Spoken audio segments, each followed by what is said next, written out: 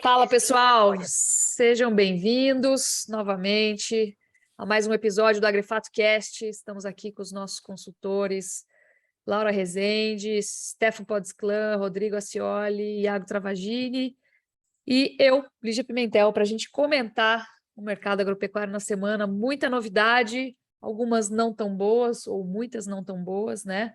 O mercado deu uma invertida pesada, né? Agora, nessa entrada de agosto. A gente está visualizando uma situação um pouco mais difícil, frigoríficos aí, unidades frigoríficas tendo suas operações paralisadas, férias coletivas, mais uma suspensão de planta. Apesar disso, também temos boas notícias, né? Recorde de exportações em julho, a gente vai trazer bastante informação. Mercado de reposição mostrando novos valores mais baixos, ou seja, alcançando novas mínimas, tá? E no mercado de milho também algumas novidades e uma liquidez um pouco mais baixa. Então, esse é um resumão de tudo que a gente vai trazer aqui hoje, certamente com boas novidades, com grandes novidades dentro da defesa aí de argumentação de cada um. E eu acho que o grande assunto da semana, para a gente começar a dar o start aqui no nosso podcast, né, é de fato esse afrouxamento, né, do clima no mercado boi. Então, escalas continuam longas, aquele enxugamento de oferta não veio ainda e aparentemente ainda não virá em agosto. Nós temos recebido relatos aqui, inclusive, de clientes, né, coisa firme, de frigoríficos que estão repassando aí animais que seriam abatidos na próxima semana para a semana subsequente, ou seja, tem boi na escala e o mercado sofre com isso, né? E a gente tenta sempre entender os porquês, né? Nós havíamos já trazido esse alerta desse risco, principalmente quando aquelas chuvas voltaram em junho, né? O que isso faz com a condição das pastagens, que acabou sustentando essas condições de pastagem por um prazo um pouquinho mais longo. Quanto isso vai durar, a gente nunca sabe. Esse que é o grande porquê, né? Esse é o grande porém da análise. E junto com isso, o que a gente bate na tecla aqui, se eu não me engano, gente, em todos os episódios do podcast até agora, ciclo pecuário, que são as tendências de longo prazo que exacerbam as tendências de curto, tá? Exacerbam as tendências de curto. Exemplo, o que você está querendo dizer com isso? Se a gente tem entre safra, o preço sobe na entre safra, nos anos de fase de baixa de ciclo, vai subir um pouco menos, né? O ímpeto de alta é menor. Esse ano está acontecendo de maneira diferente. O que está acontecendo? Não está subindo. E a gente nota uma correlação positiva entre a fase do ciclo, né, que a gente hoje categoriza como fase de baixa de ciclo pecuário, com os abates de animais no Brasil que estão crescendo, os números. E aí acho que eu já convido o Iago para comentar uma parte desses números e falar as impressões dele aí sobre o que está acontecendo agora, por que está acontecendo agora e as consequências disso. Bora, Iago. Bom, obrigado, Lígia, mais uma vez. E bem, acho que acho que um ponto interessante que aí acho que até para trazer uma suposição, um pensamento que eu tive agora sobre o mercado, o que está acontecendo agora no mercado, e talvez uma resposta bem interessante seja a própria precificação da reposição. Acho que a Laura vai entrar falando um pouquinho mais disso, mas durante os meses, e principalmente desde o início desse ano, a gente tem visto uma queda recorrente do bezerro, né? O bezerro, ele desde janeiro veio em quedas sucessivas e bateu o menor preço ali em maio. Isso aconteceu também com o boi magro. A gente chegou a ver no início desse ano boi magro de 350, 360 reais por arroba, um boi magro bem mais caro, né? E aí ele foi caindo com o tempo. A arroba não caiu, o boi gordo não caiu na mesma proporção, então você tinha um ágio animando a atividade, digamos assim, principalmente na compra da reposição.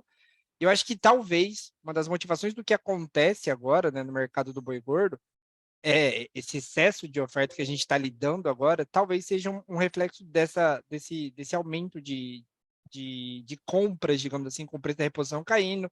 Então, todo mundo foi lá e recomprou e fez um estoque maior, achando que o preço ia continuar para sempre caindo menos. Então, eu acho que esse pode ser uma das motivações também, Lígia. Acho que a gente está enfrentando talvez um momento em que a reposição cai, as margens, em teoria, dão uma visão que vão continuar boas, assim, porque está comprando mais barato e o boi gordo não caiu tanto. Só que o que a gente está colhendo agora é talvez um fruto disso também. E bem, eu acho que tem algumas notícias impactantes essa semana, né? A gente teve basicamente na semana passada falando já da questão do frigorífico Redentor de Guarantã do Norte, que o mapa já havia suspenso a habilitação para a China, e agora oficialmente o GAAC, né, suspendeu o frigorífico, já está no site do GAAC, a suspensão, a partir do dia 9/8. o redentor de Guaraná do Norte já não pode mais exportar nada para a China.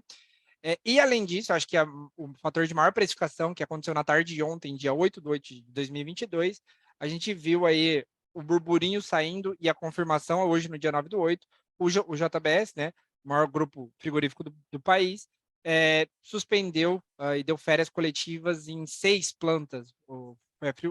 A planta de Pontes Lacerda, a planta de Colíder, Alta Floresta, Tucumã, Redenção e Nova Andradina.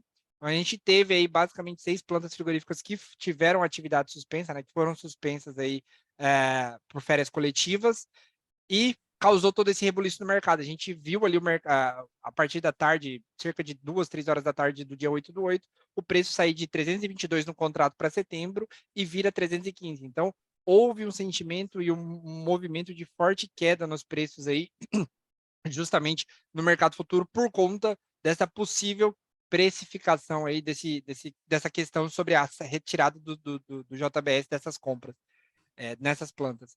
E acho que um comentário interessante é que isso já havia ocorrido, tá? Eu acho que a gente pontuar sobre isso é importante, porque já havia ocorrido no início desse ano.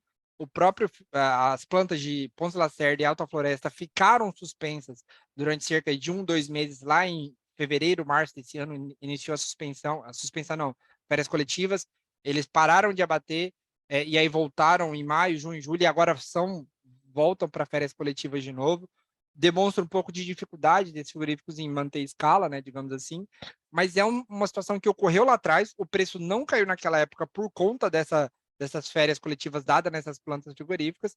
Então, é um sentimento que a gente vê aí com leve receio. Obviamente que dessa vez foram várias plantas de uma só vez, mas no passado aconteceu o mesmo movimento da mesma empresa, e não necessariamente se traduziu em queda de preço, né? A gente viu o preço ali durante o mês de março bater máxima histórica, o indicador CPE continuou muito forte. Então, acho que é interessante pontuar isso. O mercado, de maneira geral, continua com escalas confortáveis, tanto em São Paulo como na média brasileira. A gente ainda conversa e fala de escalas relativamente confortáveis, estão menores do que há 2 semanas atrás, mas ainda assim confortáveis. E a pressão sobre o boi gordo continua, digamos assim, né? Então, você vê os frigoríficos tentando comprar animais cada vez mais baratos, justamente por conta desse conforto de escalas, que é traduzido, obviamente, agora em uma disponibilidade interna de carne maior. Então, a gente vê a produção, o abate aumentando, e aí, consequentemente, a disponibilidade interna de carne também é relativamente elevada. Mas é isso, acho que o mercado do boi gordo hoje ele está bem mais pessimista, num sentimento que reverbera sobre todos os pecuaristas, principalmente por aqueles que precisam vender. É um sentimento que acaba pegando todo o mercado, mas, mais uma vez, eu gostaria de lembrar que o mercado do boi continua muito volátil, e da mesma maneira como ele às vezes exagera na queda, ele pode exagerar na alta. A gente está caminhando para um processo natural que aconteceu em todos os anos de eleição, que o último trimestre do ano costuma ter preços melhores, né? Então, a gente caminha no quesito tempo do que aconteceu até mesmo em todos os anos eleitorais. O Rodrigo até fez um estudo sobre isso, sobre como o preço tende a se comportar de maneira altista durante o último quadrimestre. Se vai acontecer esse ano ou não, a gente não sabe, mas o fato é que a gente tem uma redução de oferta de fêmeas, menos animais sendo abatidos por conta dessas fêmeas que deixam de compor tanta linha de abate. A gente vai ter que acompanhar o confinamento. E, além disso, acho que tem demanda interna também muito interessante. Mas o sentimento geral do mercado boi gordo é esse. E aí eu vou pedir para a Laura trazer um pouquinho dos resultados de exportação. Ali já teve que se ausentar aqui um segundo. Mas, Laura, se você puder trazer um pouquinho sobre o que tem acontecido no mercado de exportação, a gente teve um resultado aí de julho considerado, acho que bom, né? Acho que se puder trazer alguns detalhes aí. Seu microfone está cortado, Laura. Deixa eu ver se eu consigo desmutar. Ixi, problemas técnicos aqui, pessoal. Não, não tá indo, Laura. Aí, vamos ver? Agora, tá me ouvindo? Sim, senhora. Problemas técnicos, pessoal, desculpa aí para quem está escutando a gente. Mas vamos lá, em relação às exportações, como você comentou, Iago, a gente teve um resultado interessante, né? Não foi o recorde da história no quesito volume embarcado, né? A gente estava tendo alguns meses aí de recordes, então, mês acima de mês, batendo os melhores resultados no volume embarcado, Julho não foi assim, mas mesmo assim a gente teve uma alta em relação ao mesmo período do ano passado, né? Uma alta de 1,07% em relação ao total embarcado em julho. Então, mesmo assim, apesar de não ter sido esse recorde, foi um resultado interessante, né? A gente está evoluindo aí quando a gente fala no volume. Então, foram 167 mil toneladas embarcadas no mês passado. Então, no volume, aí isso quando a gente fala de volume, né? Então, bacana, bem interessante. E aí, quando a gente fala no preço pago, foi mais interessante ainda, principalmente quando a gente pensa na receita, né? Ou seja, mesclando aí o total que foi embarcado com o valor pago. A gente teve uma tonelada de carne bovina comercializada a média de 6,54 mil dólares, né, em julho. Foi uma queda em relação ao comparativo de junho, né, de 2022, então ao mês anterior a julho. Ainda teve uma queda de 4,05% nesse comparativo, mas quando a gente fala na receita, foi uma receita muito interessante. Geramos aí 1,09 bilhão de dólares, né?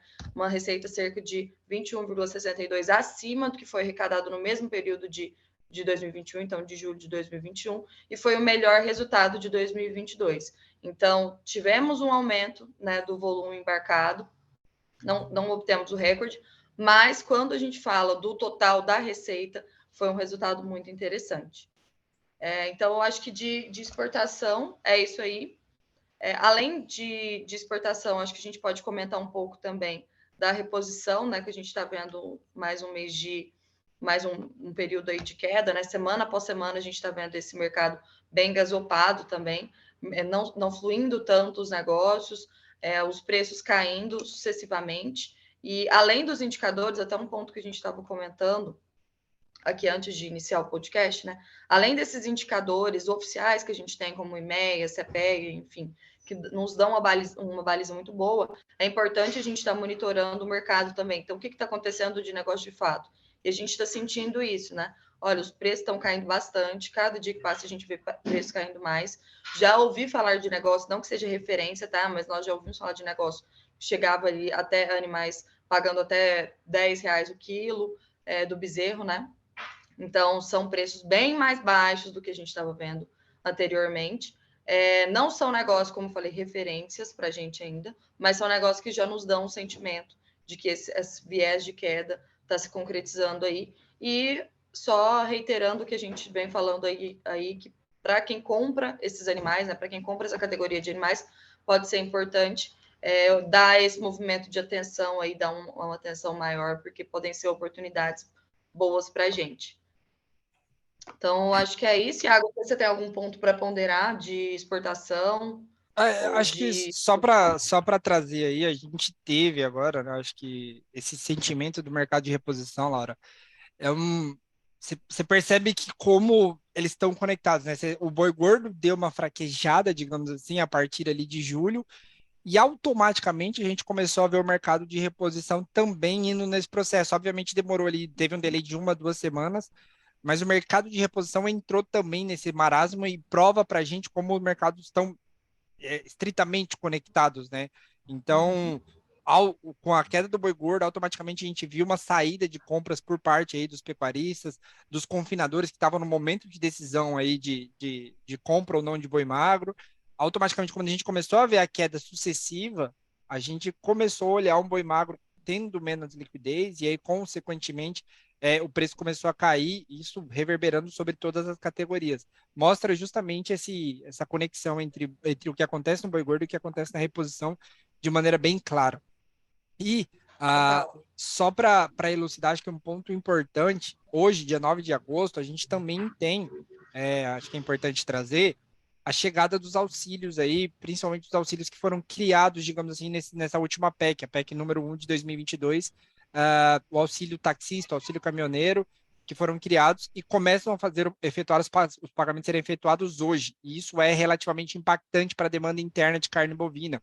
Acho que, na verdade, não para carne bovina, mas de maneira geral, no setor alimentício, a gente até viu aqui os supermercados, a Associação dos Supermercados já falam que cerca de 50% desses auxílios devem ser direcionados para o setor de consumo de bens não duráveis, digamos assim, né? Então, a gente deve ver o setor alimentício sendo um pouco impactado justamente por essa entrada de auxílios, mais auxílios chegando.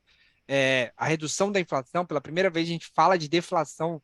Em muito tempo aí a gente não falava de deflação, a gente começa a ver deflação nos indicadores por conta da redução dos impostos sobre a gasolina, sobre os combustíveis. Então a gente começa a ver um cenário, na minha opinião, um pouco mais animador para a demanda interna. A gente ainda sofre muito hoje para conseguir que a carne bovina seja mais consumida, a carcaça consiga mais liquidez, mas talvez seja o ponto, talvez aí para a gente ver uma melhora na demanda interna, pagamento hoje aí dos auxílios, que podem auxiliar assim na retomada de consumo interno de carne bovina. E aí eu vou... tudo que a gente já vinha até ponderando, né, Iago, de Sim. contexto para o segundo semestre.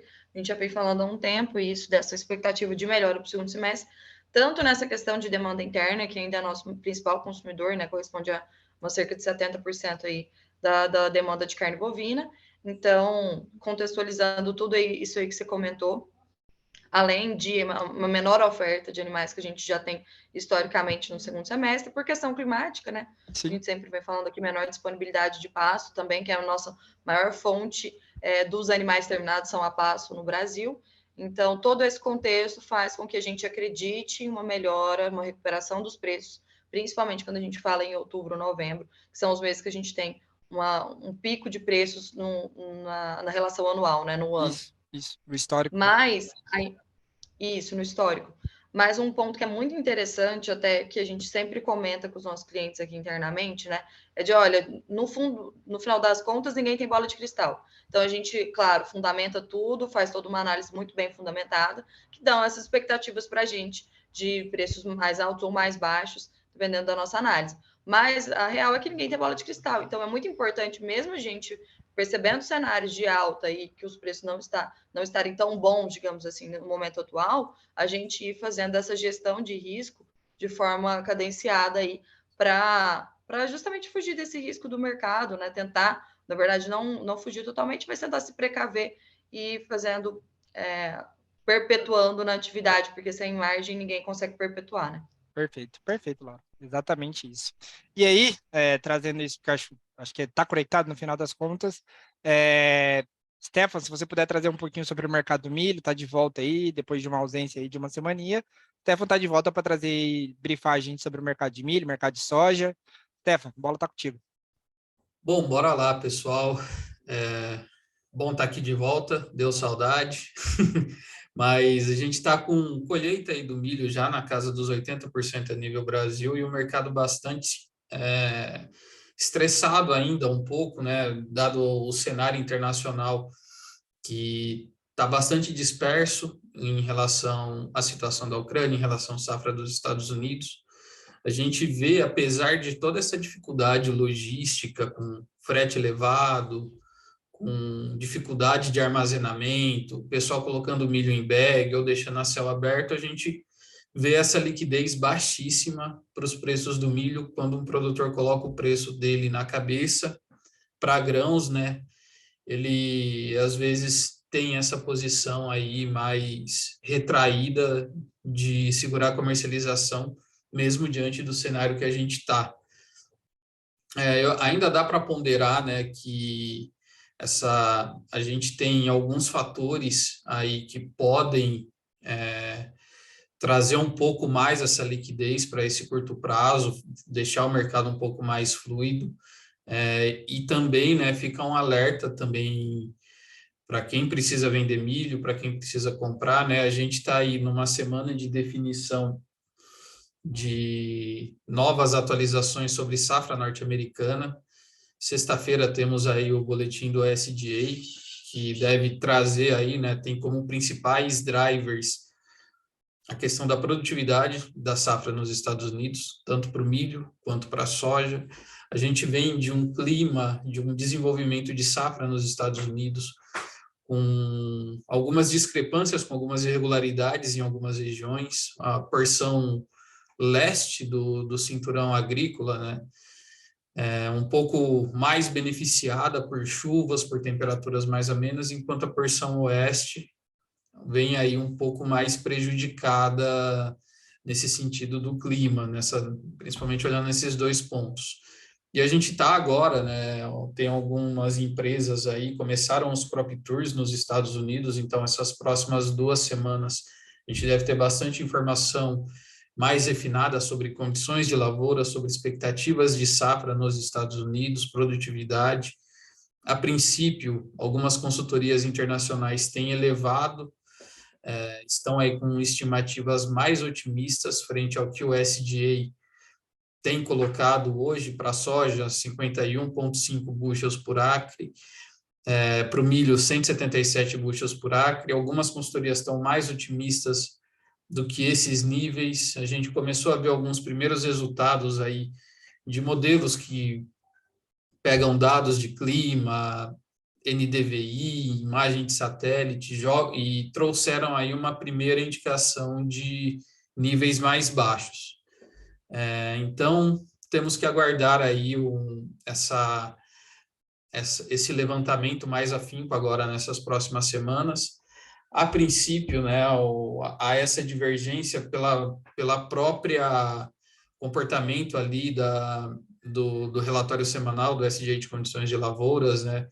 Soja está muito em linha ali com o que foi ano passado em termos de qualidade de lavouras, o milho está mais inferior, e a gente ainda tem esses próximos 20 dias aí, até o final de agosto, de um mercado climático que pode trazer aí surpresas agradáveis ou desagradáveis para os preços de soja e de milho.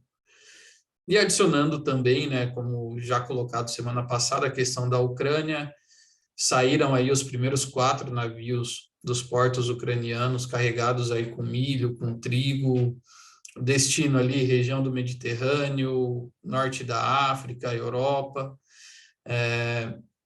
Algumas indicações de preço começaram a aparecer, principalmente para o milho da Ucrânia, um pouco mais competitivo que o milho brasileiro, mas ainda tem-se uma insegurança do mercado internacional, porque o lance da Ucrânia com a Rússia é simplesmente uma decisão unilateral de que a Rússia pode retomar ali qualquer atitude um pouco mais drástica, caso ela enxergue alguma decisão, algum cenário, algum ponto que desfavoreça o seu país, né, que vai em confronto com que o presidente, o Putin, enfim, que vá ali, que seja alguma desavença, algum desaforo que não agrade o presidente russo. Então, o mercado ainda trabalha com essas expectativas, ainda já se pondera aí que tem entre 10 e 20 navios carregados nos portos, né, navios que estavam carregados antes do conflito e foram impedidos de sair, e navios que estão ali prontos para atracar ou para finalizar algum carregamento. Então, o mercado vai monitorar essa condição de Ucrânia agora nessas próximas semanas e, ao mesmo tempo, aguardar esses dados novos de safra norte-americana. E aí eu queria ver com o Rodrigo, né, o que apesar dos fundamentos aí estarem um pouco sustentando o mercado, né, a questão de estoques, essa questão de risco também que o mercado enxerga para a precificação de Chicago, para a precificação de B3, o que trouxe de novidade, aí, o que a gente tem de atualização desse cenário técnico? Beleza, bacana, Stefan. Bom dia, boa tarde, boa noite aos ouvintes. Um dado interessante que eu gostaria de trazer, um movimento que não era visto nas últimas semanas, né, falando de mercado americano, é um dado que é divulgado semanalmente pelo CFTC, que é uma comissão norte-americana, que divulga, né, a posição dos participantes, sejam hedgers, traders, arbitradores. Um movimento que não era visto aconteceu no último dado divulgado, né, que foi entre 26 de julho e 2 de agosto, foi o aumento, né, das posições long, né, das posições compradas, e diminuição das posições vendidas por parte de fundos, tanto no mercado de milho quanto no mercado de soja, né? Pode ter sido um posicionamento baseado também, né, linkado a essa divulgação do relatório do USDA nessa próxima sexta-feira e que chama a atenção, né? Como eu comentei, não era visto nas últimas semanas, né? Esse aumento da posição comprada e diminuição da posição vendida. Agora, dando um parecer já mais gráfico, né? No mercado americano também, né, observando o contrato setembro, nós tivemos a marcação de um fundo no gráfico diário acima do fundo anterior, que corrobora um sinal de força, né? No entanto, esse sinal ele não está tendo continuidade, né? Então, isso traz como eu posso dizer, uma frustração para os comprados, tá? Nesse mercado. Agora, Brasil, a gente tem um movimento relativamente similar, né? Nesse período do ano, o mercado brasileiro ele tende a ficar bem colado ao movimento de Chicago.